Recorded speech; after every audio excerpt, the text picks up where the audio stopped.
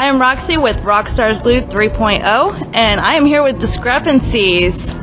We've got Antonio, and I am the vocalist. I'm Zach, and I'm filling in on drums. Garrett, and I play bass. Addison on guitar and singing vocals. awesome. So tell me about your band and how you guys got started. Sure. It just looks down the line, huh? All right, You have been doing a lot of interviews, buddy. So, you know what? It's my turn. Okay. Right, there we go. Well, me and Garrett were in a different band previously, but we knew each other from high school, and that band had dismembered. We wanted to be some sort of metalcore project, and then he worked with Antonio, and he's like, well, I have a friend who raps, and I'm like, that sounds terrible. And then he's like, no, really, let's check it out. And something happened, and we created a band at that point in time, and we had a different bassist then from the beginning, but that's pretty much how it started. So about 4 years ago. Yeah, Antonio conned me into buying a mixtape, and here we are. Yeah, 4 years later. Yep. That's awesome. So you guys have known each other for a while, and then just kind of. So I'm curious about your style. How did you guys bring in? You have a unique style. What brought that about?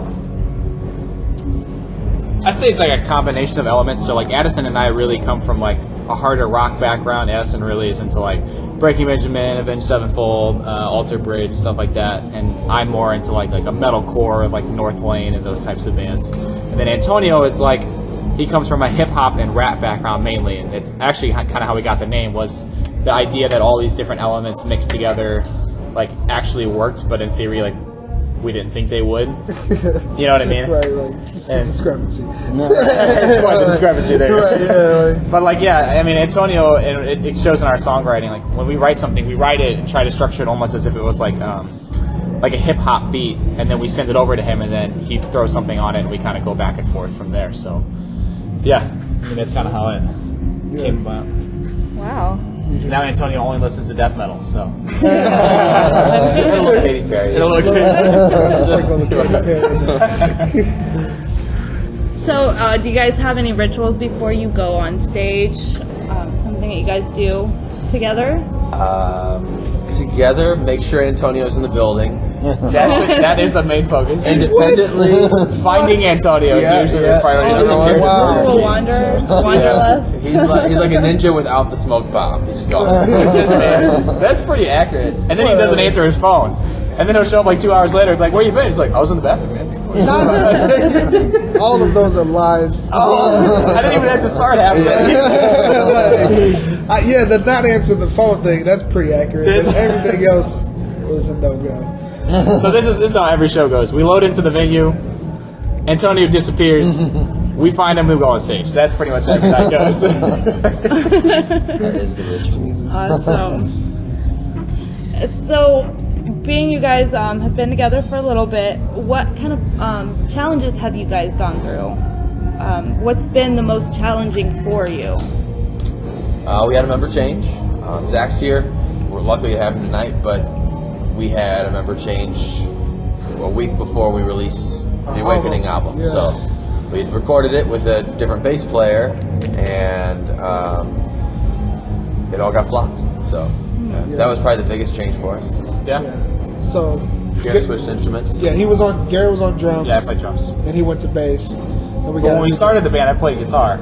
So it was way easier for me to jump back over to bass than it was for me to continue to try and play drums. Because we knew, like, with the Awakening, we were trying to, like, really, like...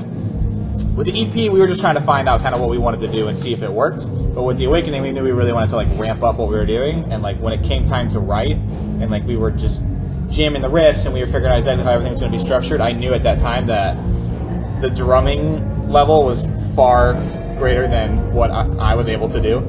He sucked. I suck. To put it lightly. We would have had a preschool version of the drum. So, Boom. Boom. Let's go sing this all day. Let's go. he sucks. That's awesome to know that you guys go through that. That there are hardships for you, and that you guys overcome them and come out stronger. That's amazing. Yeah, I'd say dealing with Antonio on a daily basis. Antonio, you seem to be Mr. Trouble. I've been trying to get my life together. If he would stop beating me on Mortal Kombat, I think everything would be Right. So how's being on tour? You guys been playing a lot lately, I've seen. What is that like? I dig it. I mean, like, we've been doing kind of like weekend runs right now, but we have. Can we talk about Warped Tour? Like, Yeah, can we talk that's all it now. It's- Right. I'm We're on like, the Warped Tour, yes. We got on 4 dates of that. I'm excited and like nervous and like scared all at the same time. This is gonna be Antonio's first Warped Tour, so Yeah, I've never he has been no on idea one. what to expect at all. Yeah. You're in for a treat. First It's headlines. awesome. First last. It is last. Sad moment. We're gonna try and take advantage of the opportunity. And Touring have a lot is of fun. touring is fun because like one of the most important things about being in a band is like making sure that you can deal with the people you're in a band with like 24 hours a day. And I feel like the chemistry that we have with the most recent lineup is honestly, in my opinion, the best that it could be.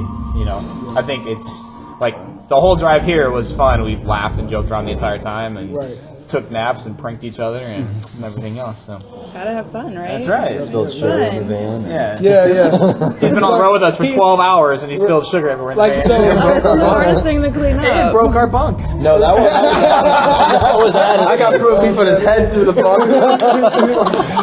That was Addison. I have no part in that. I got proof. Right. Actually, our drummer who couldn't make it here tonight, Steve, he's the prankster, really. Like he's the one that's always goofing. So it's like we get to kind of relax a little bit from that. Like, but true. Like, A lot less on edge lately. like a lot less like terrible music being played on the way up here. Very accurate. Right. So, tell me about your influences. You dropped some bands earlier, but what influences Discrepancies? Start. Each member is different, Yeah, I mean, Hey, Addison, you go first. for me, I guess right now I'm really into Bring Me the Horizon, and I don't know. That's on top of my That's the list only right band. now. There's a lot of different stuff. There's no other you know? bands in the world. No, I don't know. That's just what I've been listening to this week. So. This week, you're always very current with your like whatever it is right now. That's what it is. That's what it is. Yeah. Happy song, right? Happy song. I get well. Happy Song is great. I've been listening actually to the Sempiternal album a little bit more than the newest one, but I dig it all. Nice. Garrett, what are your influences? I feel like mine kind of changes a lot too. I think one of the most recent bands I've been listening to a lot is called Straight from the Path. It's kind of like it's like a very heavier version of what we're doing and a lot more political. But I just think they make a lot of like very interesting points and like arguments, stuff like that in their music, which I think is always cool. And outside of that, I really like Parkway Drive. And I don't know, it kind of changes. Like influence is hard because when we sit down and write, sometimes I'll like listen to like a band for like 2 months straight. That's all I want to listen to. And then I'll write a song that kind of makes me think of that band, and then I'll just stop listening to that band, and I'll just scrap the song and start working on something completely different. So, I don't know, it kind of changes all the time, but recently, that's what I would say. I'm really liking like the heavier stuff. I like doing like a lot of like Slipknot. I'm into Volumes a lot lately. I've always been about Volumes, and Mice and Men's one of my favorite bands. Really, Slipknot is really my main thing. I've never strayed away from Slipknot since I was like 10, and I'm 21 now. You So. can tell by the mask he's wearing, too. Oh yeah, yeah. Pretty much Slipknot is all I can really say. That's my main thing, and Mice and Men. So. Awesome. He's raving about Post Malone on the way up here. Yeah, I enjoy That's not my musical influence. Okay. That's fair. It's That's just his fair. life influence. Gotta keep them separate, right? Right, like I don't know, how far back are we going? Because like I can go all the way back to like Mr. Rogers. Like, I guess before that it's like My music influence Dr. was Seuss had bars back in the day. Some Ren and Stimpy in there. Right, like I'd say the Amanda Show, Keenan and Kel. Coolio. Like, it would probably like I'm not gonna go back too far because it gets embarrassing, but like we're talking about like No Limit and Ja Rule and stuff like that doesn't inspire what we do today. Like, but it's like Tupac, there's Eminem, there's like Lupe Fiasco. I like J. Cole, Kendrick Lamar coming into the newer age type of stuff. Tech Nine a lot, like strange music. I like Lil Dicky a lot. Like just who else? NF is amazing.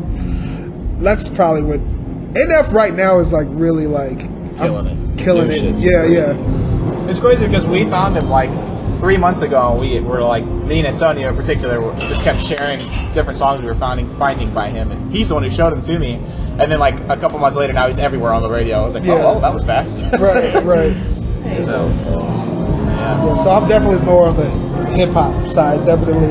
And when it comes to like rock and stuff, like it's like locals. Like I love like on the way up here, I was listening to my local playlist or whatever, and they were giving me shit. But I'm like,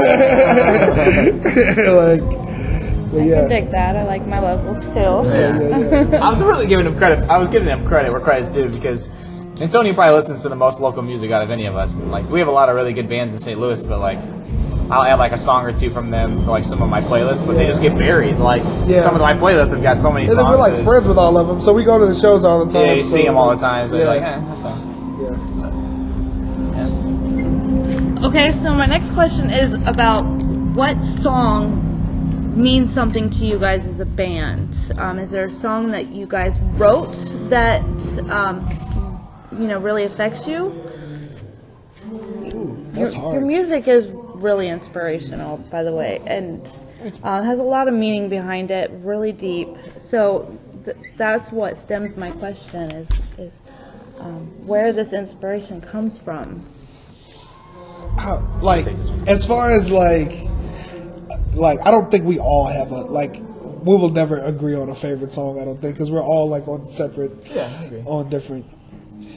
Our styles are so much different, but man, that's hard. Like I think my two favorite songs, like all around songs and lyrically wise, would be "Wake Up" and "Not Alone." I feel like both those two are the most they stand out a lot to me. Another song that I really like that we did is "Foresight and Hindsight," and I remember when we wrote the song, Antonio kind of asked us like what we were thinking about writing the riffs and this and that, and I told him kind of just like a general idea that I had in my head, and he wrote that first verse, and he was kind of like he explains about like wanting to do music and people seeing it as like not a real career and this and that, but like it ultimately can be like, as long as you're happy and you're paying your bills, like what's better than that, Right, exactly. So, doing what you love. Yeah. I'd say that's probably one of my absolute favorites, just for that reason, because I connect with it personally so much. But I think "Not Alone" is definitely on my list. I couldn't pick. I don't know like second. Like I really like "Raising the Bar," but then again, I really like "Art of War." That's hard, man. It is hard.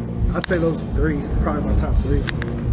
What about you, Addison? I don't know, man. It's going to depend on the day. He doesn't even know the words half our songs.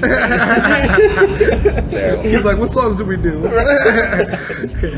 Let's see, we got Swish Swish, Stan, we got... Not Alone's definitely a favorite, and proud of what we were able to do with that, because it's a different one compared to the rest of the record too. And I don't know, I like a lot of the elements we have in the lyrical genius. All Antonio, so credit's due. Is this recording? I'm gonna need a copy of this. I actually know that Antonio wrote all the music. Shut up. Here we go. Yeah, I'm gonna need a copy of this interview. I'm gonna put it as like on my phone as a ringtone. Lyrical genius. Lyrical genius. Antonio is talented. Right. Because like every time we write stuff, like as soon as I sit back, they're like, "Sucks." So I need to have that on loop. Lyrical genius.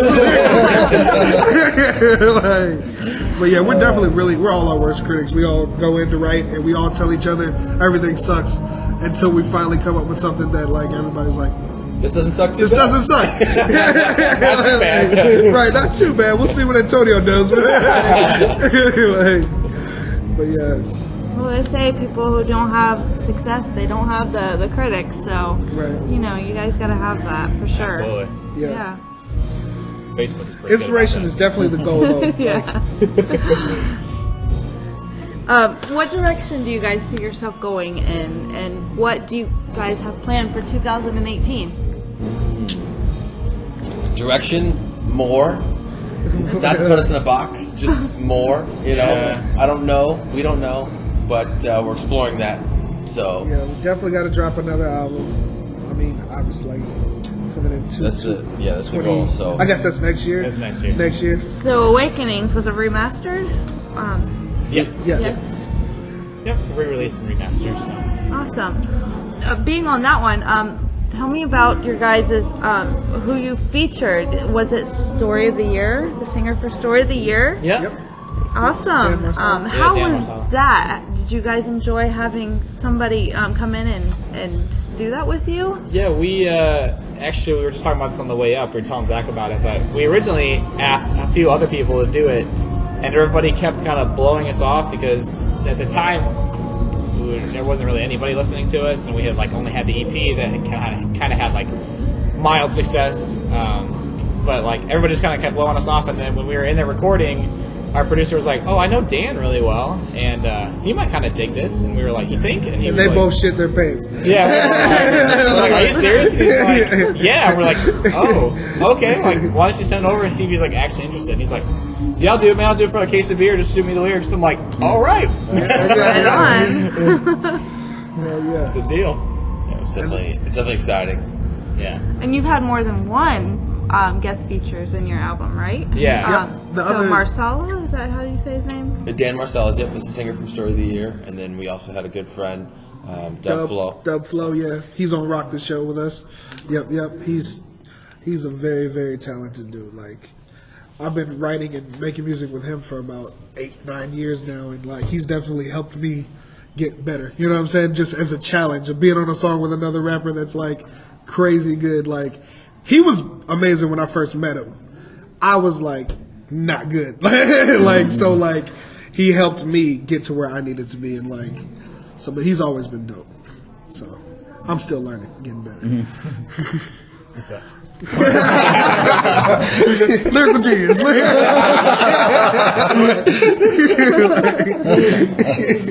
Hashtag that. I'm gonna hashtag the hell out of that on every post I put. Had pancakes this morning. Lyrical genius. Hashtag lyrical genius. Oh my god. All right, Mr. Lyrical Genius, Oh, and the rest man. of you guys. What advice do you guys have for your listeners or your fan base? Something that you would project to them. Advice on Upcoming future bands. What Oh, would you okay, say bands. to them, or some kind of ideology that you guys got behind what you do? Garrett feels strongly about this one. You want to? I can see He's your about hitting the wheels streets, getting turning. out. There's a lot of different. If you're wanting to be an artist, and I mean from the experience we have, find people that you don't want to kill every day. Yeah. In the band, Yeah. Don't make excuses for people in your People that band. are gonna If be they late wanna all do the it, they're time. gonna do it. Addison. People are going to be late all the time, Addison. Well, People that show up on time should be number one. and I'd be 4. We have 4 members. Got 3 now. But yeah, definitely I would say getting out to shows and stuff like that. And I know I say that I don't get out to as many shows as I should, but I have kind of doing the family thing at home. I got a son, and got to try to take care of stuff as much. Shut up, Garrett. But I do try to get out as much as I can and support everybody and stuff, because it's all about talking to people, freaking making connections and stuff, and just getting out there. And Garrett will tell you in a heartbeat, getting out and doing flyers, and you know what I mean, just putting that footwork in, not just relying on social media, you know what I'm saying, but actually getting out there and getting in front of people. But social media works too, though. It does make it a full-time you should job. do Yeah, yeah. Absolutely. I think one thing that most people falter on is people sometimes they make it too much of a competition. I think that everybody should realize that as you grow, the people around you also grow. So if one of your friends' band is doing super well, in St. Louis this is kind of an issue, but I don't know if it's everywhere, but people tend to get kind of like salty about it, and like Right. if you could be more encouraging of them as they grow, your band will also in turn grow. So just Right. like always keeping that in mind, I think is super important. Like getting out and supporting other people and not just only expecting people to come to your show or vice versa. So Right. I think that's huge. Definitely. Don't just show up like right as you're getting ready to go on and Yeah. then dip out right Like Addison. afterwards. Like What do you think, Addison. Zach? Oh man, like really, like what they said is just like about like getting yourself out there and just like trying to make those connections and stuff. Because I played for multiple bands. I've like helped out a lot of my friends' bands and stuff. Because I have my own band at home, but I have a lot of like these guys ask me to play with them. What's the name of your band? Yeah, tell them your band. What's the name My of your band band? is Broken Youth. Slipknot. Yeah. I wish. It's like a heavier band from St. Louis. So, but yeah, I try to like at our shows. I like try to connect with other people and like get my name out there. I work on my like drumming at home all the time to make sure when I'm playing in front of new people, they see that I'm like hardworking and like I do what I do, So, and then that leads to these guys wanting to play with me. So like that's just kind of what I'm into, is- Also, we couldn't find anybody else. But Yeah. Dang, On that note. He's gone. I know we're throwing singers, but I know he was going to give me one. Like, Yeah, the connections is like the key. Yeah. That's what I think. It's just like to support everyone and get to know everyone. So that's what I think. definitely. I can cheers to that. Yeah. All right. And so, lastly, can you guys drop your links? Where can we find you? Where can we access you? Look, man, you're lick man. It'll be facebook.com/discrepancies, or you can find everything over at discrepanciesmusic.com. That has links to Facebook, Twitter, YouTube, Spotify, iTunes. If you want to look at the terrible merch we have, we've got that on there. I mean, CDs, everything you could possibly want. We've got everything on there. Discrepanciesmusic.com. Yep. All right. I am Roxy with Rockstars Glued 3.0, and I am here with Discrepancies! Discrepancies!